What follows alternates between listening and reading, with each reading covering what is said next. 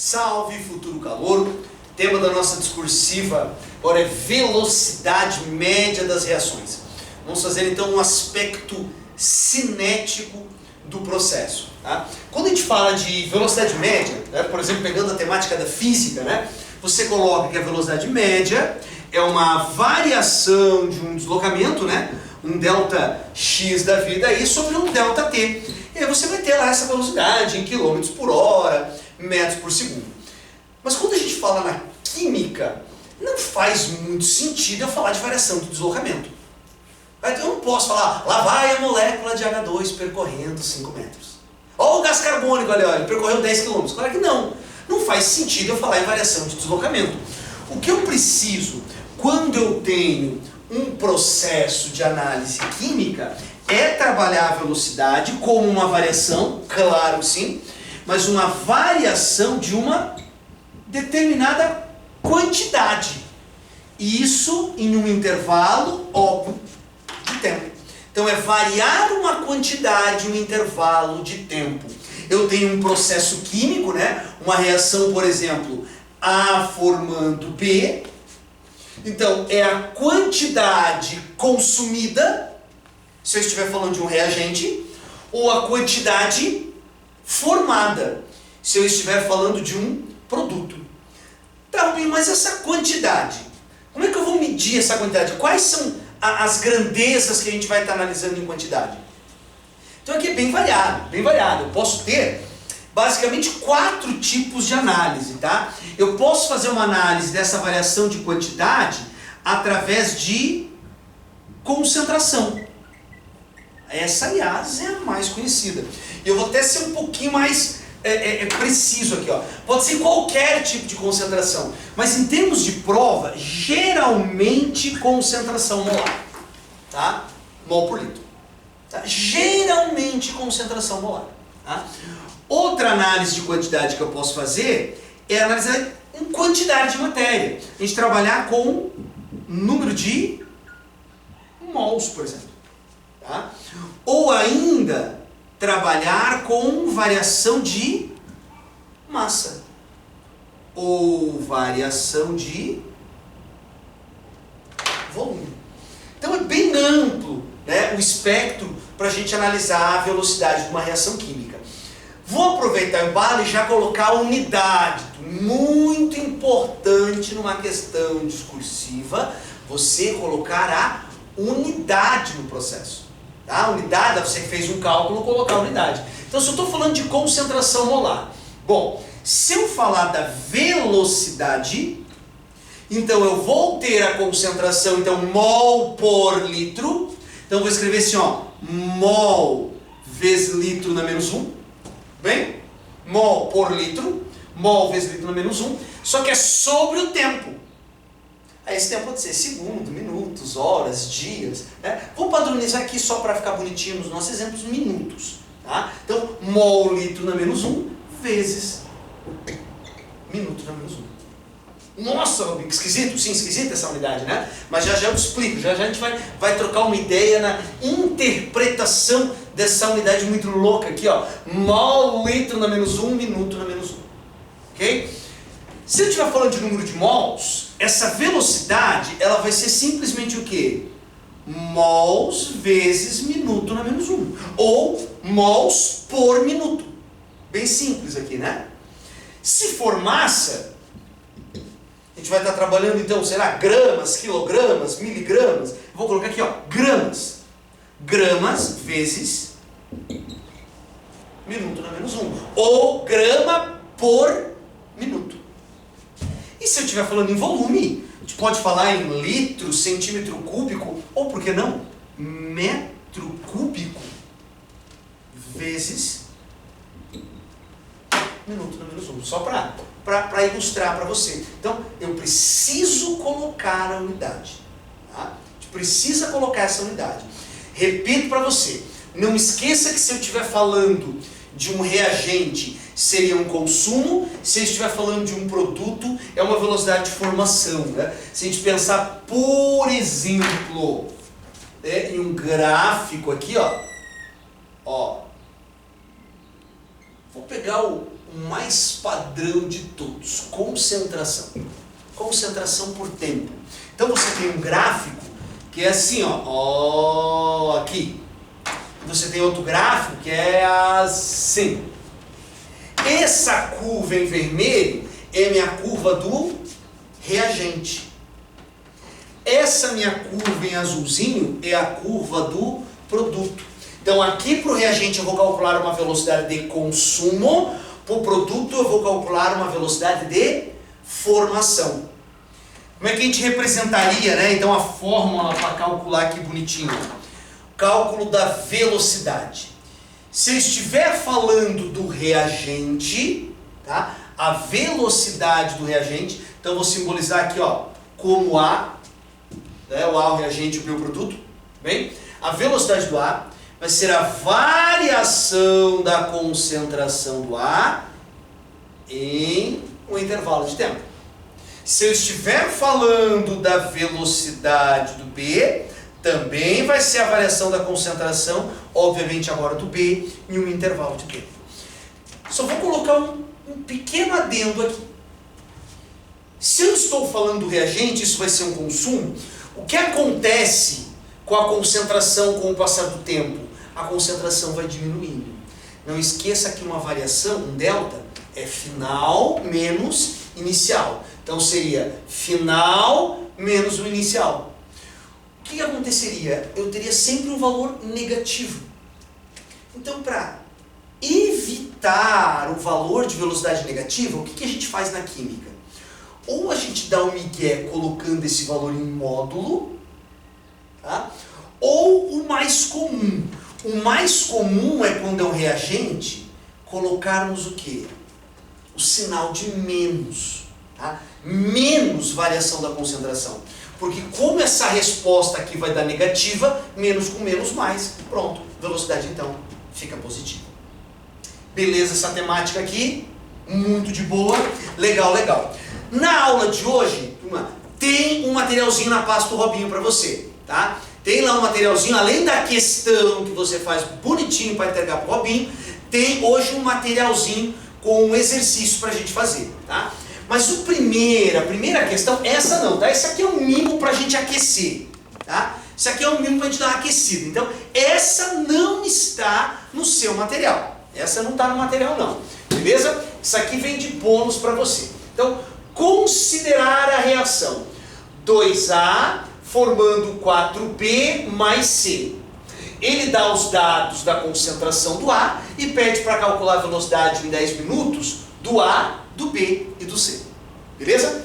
Vamos comigo então? A reação é 2A formando 4B mais C.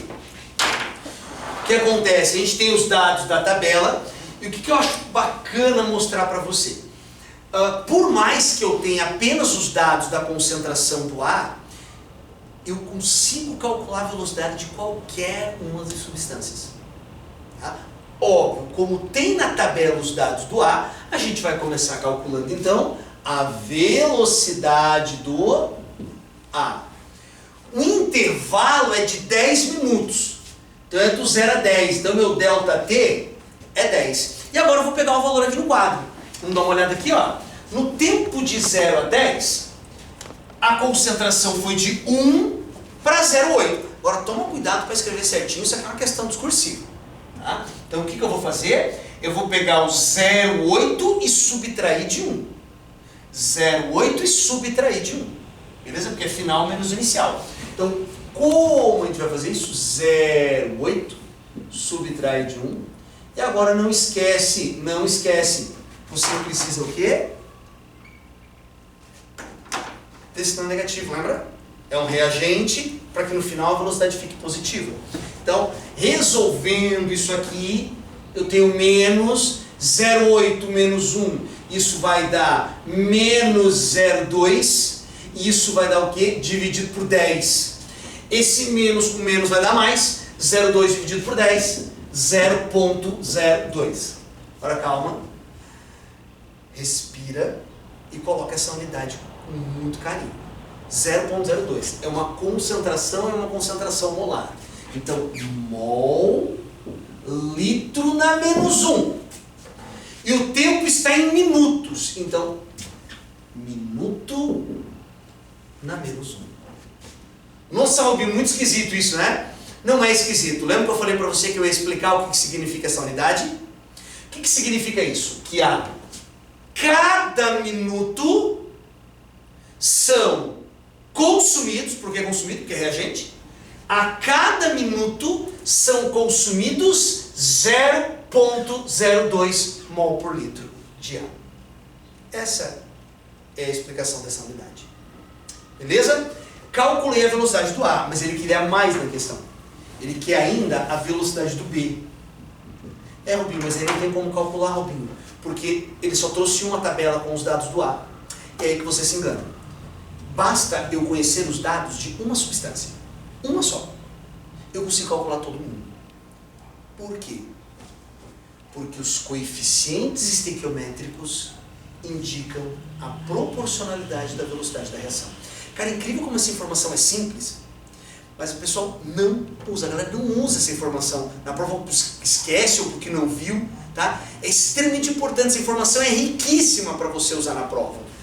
Os coeficientes estequiométricos, olha a importância do balanceamento de uma reação.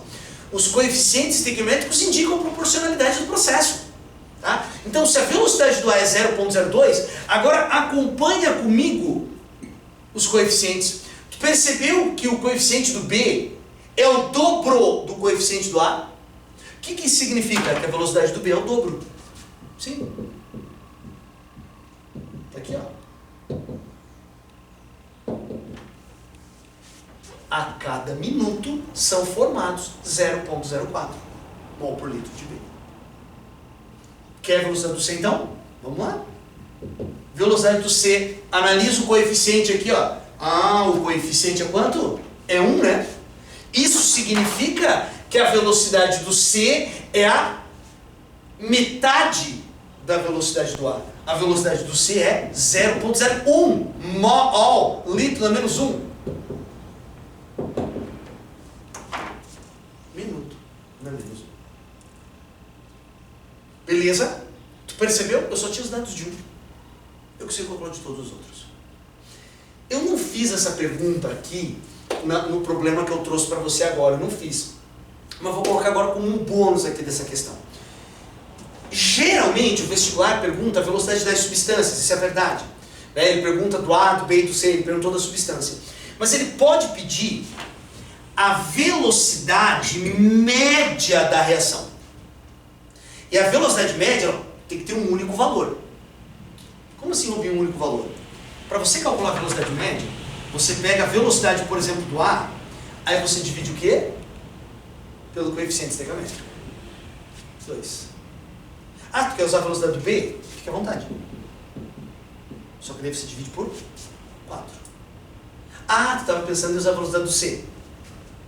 Fique super à vontade, cara, olha aqui. Aí você divide por 1. A resposta ao final vai dar quanto? 0,01 mol litro na menos 1. Minuto na menos 1. Tá, essa não é a pergunta predileta, tá? Não é. A pergunta predileta é o quê? A favorita é bater substância por substância.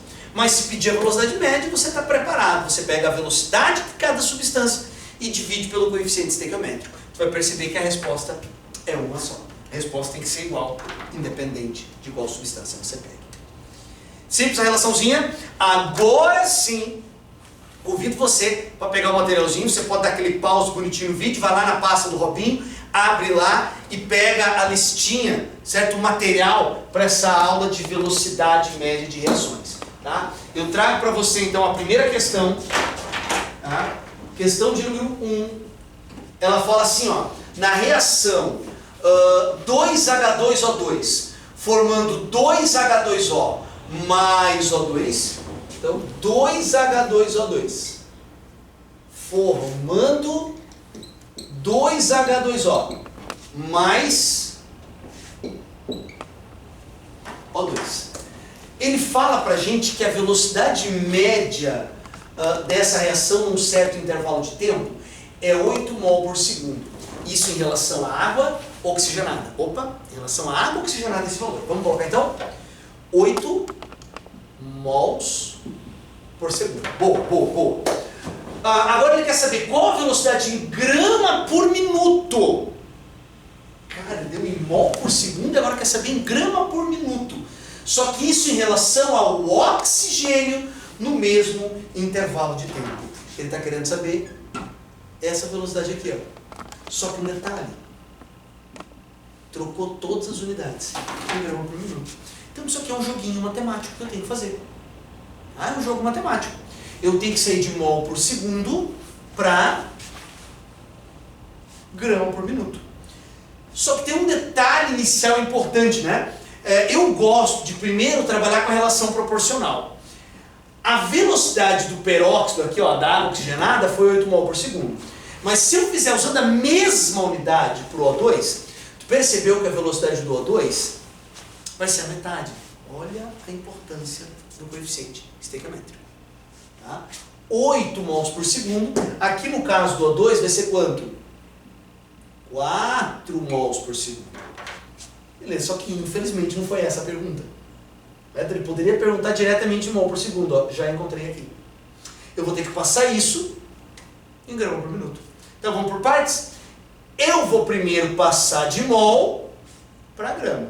Tá? Fica à vontade, se você quiser inverter, fica à vontade. Vamos chegar na mesma resposta. A ordem das batatas não altera a maionese, nós vamos chegar bonitinho na resposta final igual. Eu vou começar por aqui, ó. Transformar mol em massa. Então 1 mol de O2, 1 mol de O2 equivale a quanto?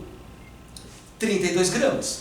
Né? Oxigênio 16, 16 vezes 2, 32, bonitinho, 32 gramas. Só que eu tenho 4 mols. 4 mols de O2 vão ser X gramas. Aqui, bonitinho, 4 vezes 2 para nós 8, 4 vezes 3, 12. Então isso aqui vai dar quanto? 128 gramas. Então já consegui achar a massa. Boa. Só que eu preciso agora fazer a relação para minuto. Esses 128 gramas está onde? Em 1 segundo. Então 128 gramas estão em 1 segundinho. Só que eu quero 1 minuto. Eu quero 60 segundos. Então isso vai ser quanto? Y. Olha a incógnita bonitinha trocada. Tá? Isso a galera tá craque. Tá? Tô acompanhando aí nas resoluções. O pessoal já tá craque aí nessa questão de trocar incógnita no começo. Sempre o pessoal dava uma travadinha e colocava tudo com X. Isso aí tá melhorando demais. Tá? Tá melhorando demais. Assim como a organização da resolução. Também tá ficando cada vez melhor. Tá? Então, beleza, 128 gramas para 1 segundo, Y para 60. E você vai resolver isso aqui e tu vai achar quanto? 7.680 gramas. Opa, agora eu falando de incógnito e colocando X aqui, ó. Aí é para quebrar, né? Aí, Robinho, aí tu quebra, Robinho, aí você me quebra. Então, olha só, ó, presta atenção. 7.680 gramas. O que acontece se você deixar a resposta assim? Infelizmente você tem desconto. Perdeu a questão inteira. É porque você não representou como velocidade. Você colocou lá 7.680, isso é uma massa. Você tem que representar como velocidade. O que você tem que escrever? Olha que bonito. Velocidade então eu vou colocar assim, ó, velocidade do O2, para ficar bem bonitinho. 7.680 grama por minuto. Tá? Ou 7.680 grama vezes minuto menos 1. Tá? Isso aqui é uma representação de velocidade, porque é uma variação da quantidade em um intervalo de tempo. Isso aqui está tudo bonitinho, mas sem desconto, é uma resposta imprecisa. Beleza? Boa! Tá então a nossa questão de número 1. Vamos brincar então na questão de número 2 agora. A questão de número 2 fala o seguinte: o luminol é uma substância utilizada na investigação de vestígios de sangue. O íon ferro 3, presente no sangue, catalisa a reação da conversão do luminol em 3-aminofitalato, provocando a emissão de radiação luminosa por um determinado período de tempo. Observe a equação está aqui para você, e ele fala assim, ó, em um processo de busca de vestígios de sangue, na qual foram empregados 3,54 miligramas de luminol, observou-se emissão de luz por 1 minuto. Por 1 minuto. Admitindo-se que todo luminol, cuja massa molar é 177 gramas por mol, foi consumido durante a emissão luminosa, calcule a velocidade média de formação da água. Olha só, ele te dá os dados do luminol, mas pede o cálculo da água e indique o número de oxidação do átomo de carbono primário do 3-aminofitalato. Cara, essa segunda parte que nada tem a ver com a nossa aula de cinética. Mas tá bonitinho aqui, a gente dá uma relembrada bonitinho com essa ideia de NOx em composto orgânico, tá? É a segunda pergunta que ele faz. Então, nós temos que calcular a velocidade da água, né? Primeira coisa é perceber que ele está relacionando luminol e água. Então, esse é o pontapé inicial da questão, né? Luminol e água. E perceber a relação estequiométrica, né? Que é 1:3. Isso é importante, importantíssimo. Né? A relação é 1 mol para 3 mols. 1 mol de luminol para 3 de água. E qual que é a quantificação do problema? Ele falou em 3,54 miligramas de luminol, isso para 1 minuto. Então nós temos uma velocidade, sim. Nós temos uma velocidade de luminol de 3,54 miligramas por minuto. Só que a unidade que ele vai querer para nós, para a água, é mols por minuto. Então tem que fazer a transformação dessa massa para mol. Tá? Então o que eu particularmente vou fazer? Como eu vi que esse número 3,54 vai ficar bonitinho com 177 com a relação de mols, eu vou fazer primeiro a conversão dessa massa para mol. E depois trabalhar com a água. Se você quisesse ir direto para a relação da água, também a resposta daria certo, tá? Eu vou começar fazendo a transformação aqui e depois convertendo para água. Tu me ajuda então? 1 mol de luminol, acho que é 177. 1 mol de luminol, 177. 177 gramas. Nós usamos quanto? 3,54 miligramas. Eu não gostei desse miligrama com a grama aqui, não vai rolar, né? Então a gente vai ter que passar isso aqui para uma mesma unidade. Então 3,54 vezes 10 dá menos 3 gramas, tudo bem? E eu continuo achando que dá para melhorar. Eu não posso esquecer que eu estou sem calculadora na prova. Tá? Eu posso melhorar esse número. Se você tirar essa vírgula aqui, ó, 3,54. Se você fazer 354, está percebendo que esse número é o dobro desse aqui? Cara, fica muito bom de fazer o cálculo da regra de 3. Só que é claro, eu mexi aqui, né? Então eu vou deslocar 2 casas para ficar 354. Eu aumentei. Então aqui eu preciso diminuir em 2 casas. Vezes 10 dá menos 5. Beleza? E aqui, obviamente, é o meu cálculo do número de mol.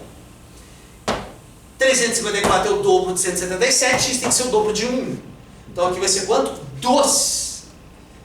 Óbvio, vezes 10 dá menos 5 mol. Esse é o valor do luminol. Tá? Como a relação do luminol com a água, né? Luminol, água, é 1:3, eu tenho aqui 2 vezes 10 dá menos 5 mol, então me ajuda, na água vai ser quanto? Olha aí, ó. 6 vezes 10 dá menos 5 mol. Novamente temos um problema se você me deixar a resposta assim. Tem um problema aqui. Você não representou velocidade. A velocidade da água é 6 vezes 10 dá menos 5 mol por minuto. Ou mol vezes minuto. Aqui você me representou a velocidade do processo. Tá? Então só toma cuidado, não esquece, lembra que eu falei no início, as unidades são extremamente importantes. Bem, antes de eu te mostrar o terceiro exercício, eu queria que você... ainda antes, tem um detalhezinho aqui, ó, número de oxidação do átomo de carbono, né? Primário do 3-aminofitalato, não tem a ver com cinética, mas vamos aproveitar aqui só para revisar. O carbono primário do 3-aminofitalato é esse aqui, ó, ou esse aqui. É o carbono que está representado assim, ó, C dupla O, aqui O, e aqui continua uma cadeia carbônica. Tu lembra como é que a gente trabalha o NOx do carbono dentro de uma cadeia? A gente trabalha a diferença de eletronegatividade. Carbono com carbono não tem diferença. Agora carbono com oxigênio. O oxigênio é mais eletronegativo. Atrai a nuvem eletrônica. Como é uma dupla, menos menos. Aqui vai ser o quê? Mais mais. Carbono com oxigênio. Novamente o oxigênio mais eletronegativo. Aqui é menos. Aqui vai ser o quê?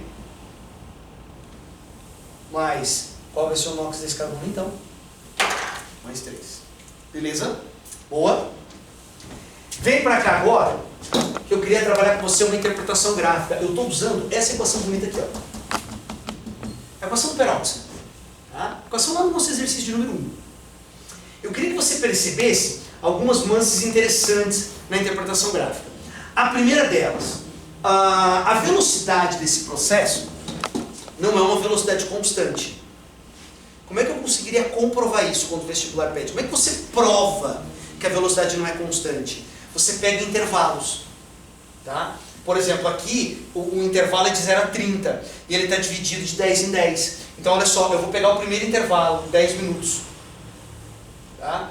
E nesse intervalo de 10 minutos, perceba que sai de 0,8 e vem para 0,5. Então há um consumo, olha que interessante, há um reagente. Então uma curva decrescendo, olha só, há um consumo de 0,3. Legal? Agora eu vou pegar um segundo intervalo de 10 minutos, ó, de 10 a 20. Ele vem de 0,5 para 0,3. Então agora o consumo é de 0,2. Eu vou pegar um terceiro intervalo, de 20 a 30. Tá? 3 intervalos, quando cai questões como essa, o interessante é pegar 3 intervalos, a não ser que ele te apresente apenas 2 intervalos, aí você compara com 2. Mas uma boa construção de resposta é você pegar 3 intervalos. Tá? Analisa 3 intervalos, fica bem interessante. Então, ó, de 20 a 30, 0,3 para 0,2, então há um consumo de 0,1. Tu percebeu que os consumos não foram em quantidades constantes? Aliás, você consumiu 0,3, depois consumiu 0,2, depois consumiu 0,1. O que eu posso indicar quanto à velocidade dessa reação? Que no início, a velocidade da reação é maior. E geralmente é isso. Porque no início você tem mais reagente. Então tem uma maior probabilidade de colisões. Lembra da história da teoria das colisões? Quanto mais material eu tenho para colidir, então mais probabilidade de choques eficazes eu tenho. Então é por isso que as reações químicas no início, elas têm o quê? Um consumo maior. E obviamente, formações maiores se eu estiver falando do produto. Legal? Percebeu essa ideia de comprovar que a velocidade não é constante? Outra dinâmica bem legal para você perceber. Eu vou pegar o intervalo de 10 minutos, tudo bem? 0 a 10.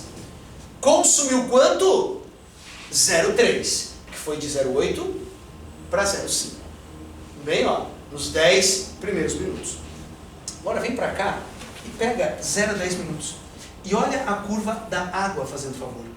Até 10 minutos. Se você perceber no intervalo de 10 minutos, olha quanto é que formou. Exatamente 0,3. Claro, porque os coeficientes estequiométricos, olha só, são os mesmos.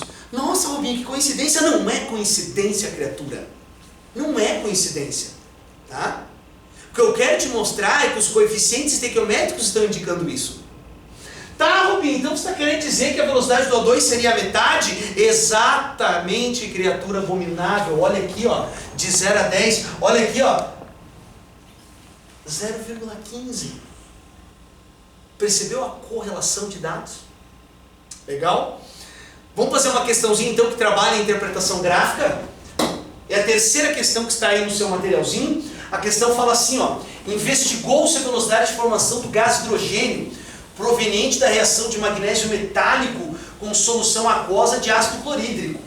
Uma solução aquosa de ácido clorídrico foi adicionada em grande excesso e de uma só vez sobre uma pequena chapa de magnésio metálico colocada no fundo de um Erlenmeyer. Imediatamente após a adição, uma seringa com êmbolo móvel livre de atrito foi adaptada ao sistema para medir o volume de gás hidrogênio produzido conforme mostra o esquema abaixo. Então, da solução de HCl, eu joguei o magnésio e vai começar a se produzir o quê? Gás hidrogênio. Tá? Claro que o foco aqui não é a reação, tá? É a análise cinética, mas só para ilustrar para você o que está acontecendo, né? É uma reação de simples troca. A formação aqui do cloreto de magnésio mais o gás hidrogênio. É só para ilustrar a reação que está acontecendo, tá? Eu estou medindo a quantidade de gás hidrogênio, e medindo a quantidade de hidrogênio eu vou medir a velocidade do processo. Beleza? Aí o que acontece? Ele traz uma tabela pra gente, tá? E ele fala o seguinte: os dados obtidos sob temperatura e pressão constantes estão representados na tabela abaixo e no gráfico abaixo, tá? Vamos começar com a análise da tabela? Ele te dá tempo em minutos e volume de H2 acumulado em centímetro cúbico. Letra A. Analisando os dados da tabela, um estudante de química afirmou que a velocidade de formação do gás hidrogênio varia durante o experimento. Explique como ele chegou a essa conclusão. Se está variando velocidade, eu preciso interpretar como isso para justificar? Pegando intervalos. Tá? Pegando intervalos. Nossa, tem intervalo que não acaba mais. O professor precisa fazer os 10? Claro que não. Você escolhe o quê? Três intervalos interessantes. Vou pegar aqui, ó, de 0 a 1, de 1 a 2, de 2 a 3. Bem? E a gente vai calcular então a variação da velocidade. Vamos pegar aqui um intervalo de 0 a 1 minuto. E a gente vai calcular a variação do gás hidrogênio em um intervalo de tempo. Beleza? O nosso tempo aqui é 1 minuto, né? 1 menos 0. E qual é a quantidade que eu tenho? 15 menos 0. 15. Tá? Perceba que a quantidade vai aumentando, né? Faz sentido. Eu estou falando de um produto. Se esse gráfico trouxesse as quantidades de ácido clorídrico, o que você perceberia? Que essas quantidades iam estar diminuindo. Beleza? Então aqui resolvemos essa complexa divisão e você vai chegar a 15 centímetros cúbicos vezes minuto na menos 1. O que eu preciso fazer agora é pegar um segundo intervalo. Eu vou pegar o intervalo agora de 1 a 2. De 1 a 2. Tudo bem? 1 a 2 minutos. Está aqui, ó. Velocidade de variação da concentração do gás hidrogênio em um intervalo de tempo. Continua sendo 1, né? 2 menos 1. E agora nós temos 27 menos 15. Tá? O que vai nos dar 12. E aqui já está comprovado que a velocidade não é constante. Para ficar uma resposta bem construída, tá? Isso que eu estou te falando não está escrito em nenhum edital. Mas é só um padrão quando você vê resoluções das provas dos vestibulares. Resoluções, que eu digo resoluções da própria universidade. Estou falando de uma resolução da prova da UFPR. Estou falando de uma resolução da UFSC, né? Do seu terceiro dia. Uma resolução da FEPAR. Uma resolução da FUVEST, da Unicamp. Interessante a gente pegar uma amostra aqui com 3 fragmentos. Então eu vou pegar agora o fragmento 2 a 3 minutos. Tudo bem? 2 a 3 minutos. Está aqui. Velocidade, variação da concentração do gás hidrogênio em intervalo de tempo. 3 menos 2, 1. E agora 27 foi para 36. 36 menos 27, 9. Eu vou ter 9 centímetros cúbicos vezes minuto menos 1. Ou seja, você pode fazer observação, de acordo com os dados apresentados, comprova-se que a velocidade não é constante. Beleza? De acordo com os dados apresentados, com os cálculos apresentados, comprova-se que a velocidade não é constante. E aliás, uma outra comprovação que eu posso fazer, que eu tinha falado para você, no início, o processo é mais rápido. Olha aqui, olha aqui, olha aqui. Bacana? Boa. Vamos fechar com a letra B? Vamos fechar com a letra B? Em um novo experimento, a chapa de magnésio foi substituída por raspas do mesmo metal, mantendo-se iguais à massa da substância metálica e de todas as demais condições experimentais. Então, no gráfico abaixo, esboce a curva, então está pronto aqui, ó, você só tem que esboçar a curva. Esboce a curva que seria obtida no experimento, em que se utilizou raspas de magnésio. Isso aqui tem a ver com fatores que interferem na velocidade da reação. Eu tenho a chapa e tenho as raspas. Se eu tenho as raspas de magnésio, eu aumento uma coisa chamada superfície de contato. Lembra disso? A superfície de contato. Quanto maior a superfície de contato, mais rápida é a reação. Por isso que uma palha de aço, uma esponja tipo bombril, ela oxida mais rápido que uma barra de ferro. Ok? É por isso que mamãe pede pra gente mastigar muito bem antes de engolir. A mamãe pede pra gente mastigar lá 30 vezes antes de engolir. Por quê? Porque mamãe sabe, cara, que isso aumenta a superfície de contato. Ela sabe que vai aumentar a superfície de contato e sabe que vai aumentar a velocidade do quê? Da sua digestão. É por isso que quando se tem uma festa junina, né, que não poderá ser realizada, né, as festas juninas não poderão ser realizadas esse ano, infelizmente, a festa junina, aquela fogueira linda e maravilhosa, o que acontece? Você chega para fazer uma fogueira de São João com um tarugo gigante nas costas? Claro que não. Você faz essa fogueira aqui com raspas, né, com lascas de madeira. Tá? Por quê? Porque a reação é mais rápida, porque aumenta a superfície de contato. Então, se eu for esboçar a curva com as raspas de magnésio, eu vou ter que representar uma curva com uma reação mais rápida. Como é que eu esboço uma curva mais rápida? Quando a curva ela se aproxima mais do eixo do quê? Do eixo do Y. Tá? Sempre a curva se aproximando mais do eixo do Y é uma curva mais rápida. Você quer uma comprovação com dados? Então olha só, vamos pegar o intervalo de 0 a 2 minutos aqui, ó. Então em 2 minutos, dá uma olhada. Com a chapa de magnésio, olha o quanto produziu. Por volta de 25 centímetros cúbicos de gás hidrogênio. Agora, se eu usar raspas de magnésio, olha, esse valor vai para praticamente 40. Tá? Então olha só, se eu pegasse uma outra curva assim, ó, essa curva representaria um processo ainda mais rápido. Tá? Então esses processos com as curvas se aproximando do eixo do Y, aqui, ó, mais próximas do eixo do Y, são curvas mais rápidas. Você faz isso quando se pedir para esboçar, né, um processo e esse processo é mais rápido. Se for um processo mais lento, é o inverso. Tá? É a curva que está mais longe do eixo do Y. Beleza? Show de bola? Se divirtam com o exercício que o Robinho preparou para você. Grande beijo para você, sucesso nos seus estudos. Tchau, tchau.